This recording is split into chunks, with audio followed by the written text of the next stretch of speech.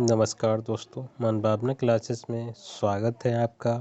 और मैं वीपी वर्मा। आप हमारे साथ आज पढ़ने जा रहे हैं इतिहास यानी कि हिस्ट्री को।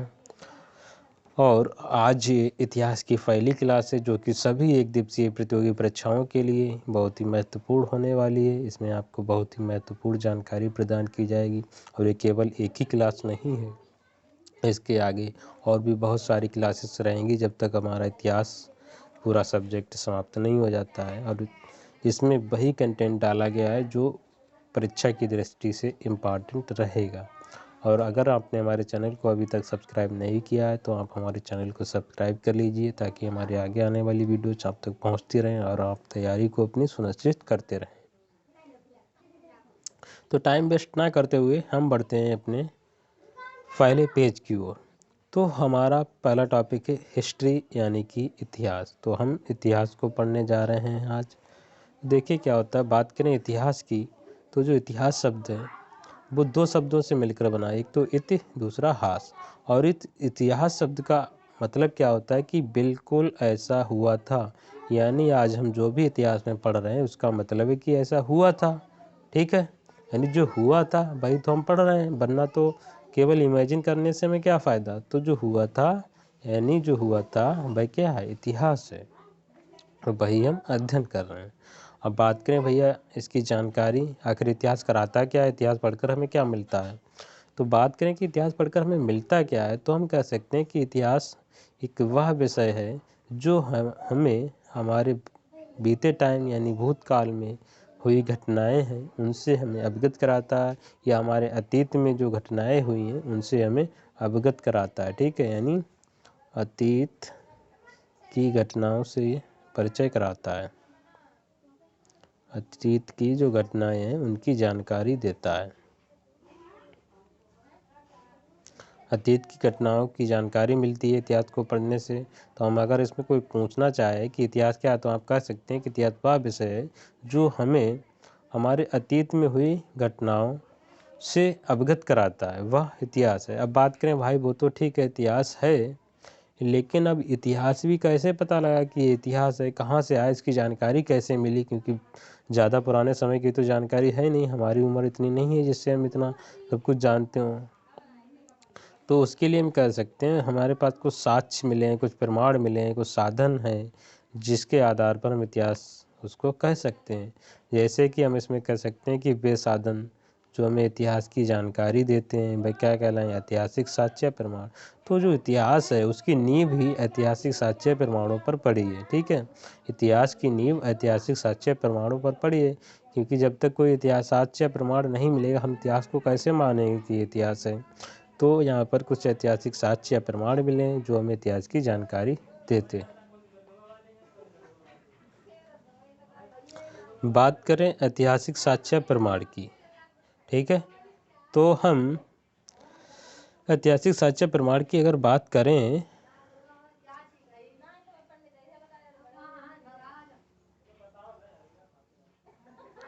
ऐतिहासिक साक्ष्य प्रमाण की, तो इसमें हमें बहुत से साक्ष्य मिले, जैसे कि खुदाई के दौरान साक्ष्य मिले हैं, अभिलेख में जैसे शिलालेख है, स्तंभ लेख है, ताम्रपात्र है, प्रशस्तियाँ हैं।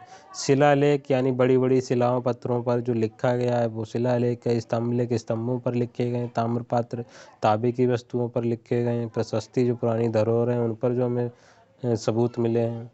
सिक्के व मोहरों की बात करें, जैसे पुराने समय के जो सिक्के मोहरें हैं तो उनकी जब वो बनाई गई उस समय की कुछ जो है वहाँ पर जानकारी प्राप्त होती है। जैसे कोई चित्र बना दिया गया किसी सिक्के या मोहर पर, उससे हमें उस समय की जानकारी प्राप्त हो जाती है। आगे आत्मकथाएं और जीवनियाँ। आत्मकथाएं जीवनियों, क्योंकि पुराने लोगों की जो आत्मकथाएं जीवनियाँ मिलती हैं उसमें उस समय के जो समय वो थे लोग, उस समय की जानकारी हमें मिलती है कि उस समय में कैसा होता था, क्या होता था, कैसी उनकी ज़िंदगी रही, क्यों कैसी रही। तो ये सब काफ़ी कुछ जानकारी हमें मिल जाती है पुरानी आत्मकथाओं जीवनियों से। आत्मकथाएं क्या होती हैं, आत्मकथाएं जो स्वयं के द्वारा लिखी जाती हैं, ठीक है, यानी स्वयं के द्वारा जो लिखी जाती हैं वो होती हैं आत्मकथाएं। और जीवनियाँ जो है दूसरों के द्वारा लिखी जाती हैं। ठीक है, दूसरों के द्वारा जीवनियाँ लिखी जाती हैं।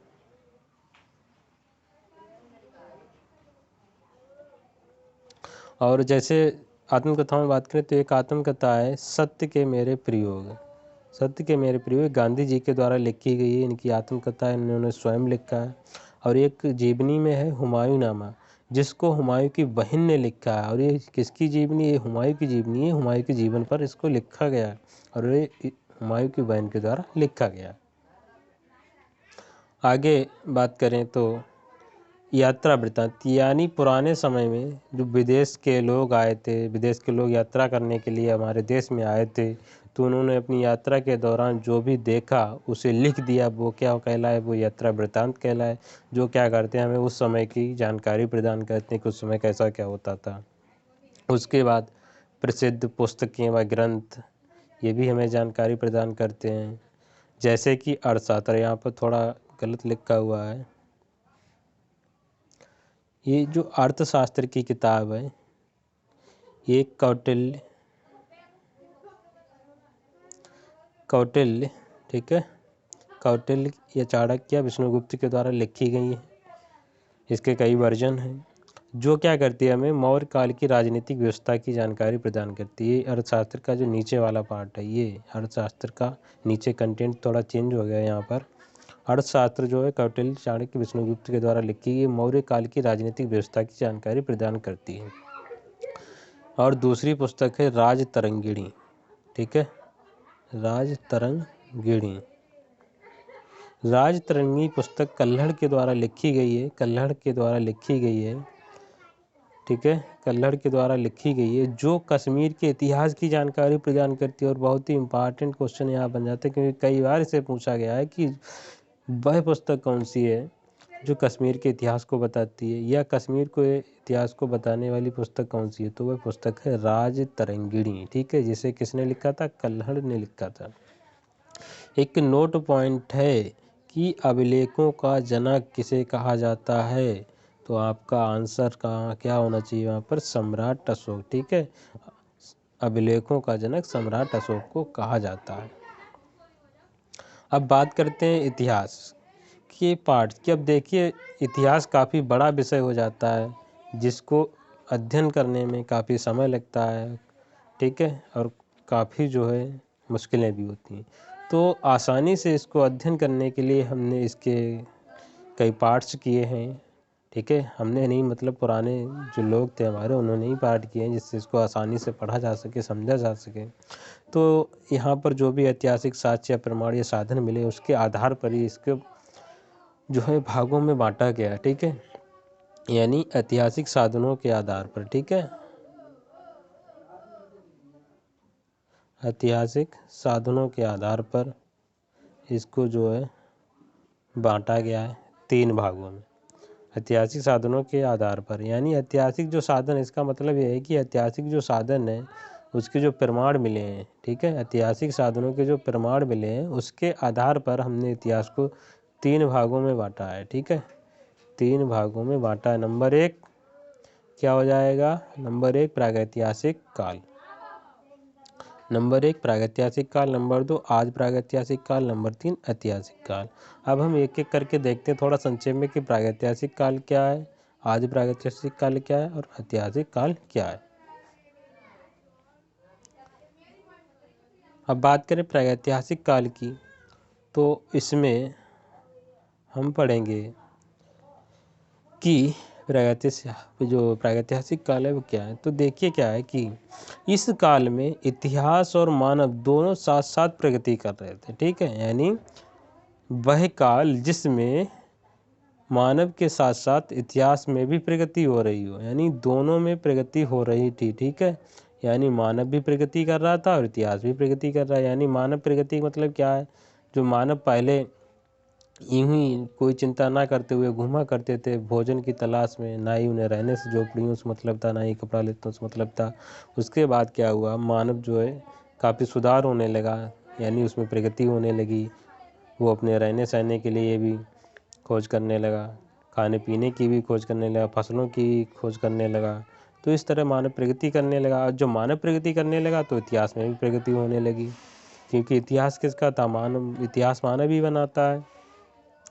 तो जब मानव में प्रगति होगी तो इतिहास भी प्रगति करेगा। बात करें प्रागैतिहासिक शब्द की, तो ये दो शब्दों से मिलकर बना है प्राक प्लस ऐतिहासिक। प्राक का मतलब होता है पहले और ऐतिहासिक का मतलब ऐतिहासिक जो काल है, यानी कि ऐतिहासिक काल के पहले का समय। ठीक है, इसका मतलब है पहले,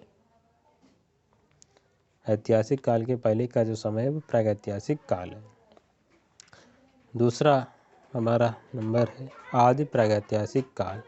तो देखिए आदि प्रागैतिहासिक काल की बात करें तो इसके प्रमाण तो हमें मिले हैं। ठीक है, यानी प्रमाण तो मिले हैं हमें आदि प्रागैतिहासिक काल के। ठीक है, लेकिन इसका केवल अनुमान ही लगाया गया है। ठीक है, केवल अनुमान ही लगाया गया है। प्रमाण मिले हैं लेकिन अनुमान लगाया गया है। जैसे सिंधु घाटी की सभ्यता, अनुमान की बात करें, सिंधु घाटी सभ्यता का प्रमाण तो मिला कि यहाँ सिंधु घाटी सभ्यता थी, लेकिन वास्तव में कैसी थी, क्या थी, तो उसका केवल अनुमान ही लगाया गया है। तो इसलिए हम कह सकते हैं कि वह काल जिसके प्रमाण तो मिले हैं लेकिन उसका केवल अनुमान ही लगाया गया है, उसे क्या कहेंगे, आदि प्रागैतिहासिक काल कहेंगे। ठीक है, आगे बढ़ते हैं। आगे हमारा टॉपिक है ऐतिहासिक काल। तो ऐतिहासिक काल की हमारे पास प्रमाणिक जानकारी है, क्योंकि ये हमसे बीते टाइम का समय है और ज़्यादा पुराना समय भी नहीं है, इसलिए इसकी जानकारी हमारे पास प्रमाणिक है। तो हम कह सकते हैं वह काल जिसकी हमारे पास प्रमाणिक जानकारी वह ऐतिहासिक काल कहलाता है। तो ये तो हुई बात हमारे इतिहास को थोड़े संक्षेप में। आगे हम आपको एक क्वेश्चन देते हैं जिसका आंसर आपको कमेंट करके बताना है। और आपका क्वेश्चन है कि साक्ष्यों के आधार पर इतिहास को कितने भागों में बांटा गया है। आपका पहला ऑप्शन है 5, दूसरा ऑप्शन है 2, 3, तीसरा ऑप्शन है 4, चौथा ऑप्शन है 2, पाँचवा ऑप्शन 6। तो आपके पास 5 ऑप्शन हैं। ठीक है, आपको सही आंसर जो है कमेंट करके बताना है कौन सा है। कमेंट करना मत भूलिए। और आप हमें फेसबुक, यूट्यूब, व्हाट्सएप और वेबसाइट पर फॉलो कर सकते हैं। फेसबुक अकाउंट आपको मिल जाएगा मनभावना क्लासेस के नाम से, मनभावना क्लासेस के नाम से। यूट्यूब चैनल भी मनभावना क्लासेस उत्तर प्रदेश। व्हाट्सएप भी मिल जाएगा आपको, और व्हाट्सएप ग्रुप में ज्वाइन होना है तो आपको एक नंबर मिलेगा 707, आपको नंबर मैं दे रहा हूँ व्हाट्सएप में ज्वाइन करने के लिए 7088069716। ठीक है, 7088069716। इस पर जाकर आप व्हाट्सएप ग्रुप भी ज्वाइन कर सकते हैं, जहाँ पर आपको नोट्स वगैरह उपलब्ध करवा दिए जाएंगे। आप हमारी वेबसाइट पर जाकर भी फॉलो कर सकते हैं, और संपर्क करने के लिए इस नंबर पर आप कॉल कर सकते हैं। दोस्तों आज की सीरीज़ में तो बस इतना ही, क्योंकि आज ये फर्स्ट सीरीज़ थी, ज़्यादा लंबा वीडियो हो जाएगा, इसलिए इसको यहीं पर स्टॉप करना पड़ेगा। इसके आगे अब जो हमारा मेन जहाँ से स्टार्ट होगा वो हम नेक्स्ट सीरीज से देखेंगे इसमें। तो आज ये केवल संक्षेप में थोड़ी जानकारी थी जो मैंने आपको दी। इससे आगे इम्पॉर्टेंट नोट्स आपको मिलेंगे। आप हमारे टेलीग्राम चैनल पर भी ज्वाइन हो सकते हैं, टेलीग्राम चैनल पर, जहाँ पर आपको नोट्स उपलब्ध करवा दिए जाएंगे। ठीक है, टेलीग्राम चैनल मनभावना क्लासेस भी उत्तर प्रदेश के नाम से ही मिलेगा, और आप उसको ज्वाइन कीजिए, जहाँ पर आपको नोट्स वगैरह मिलते रहेंगे।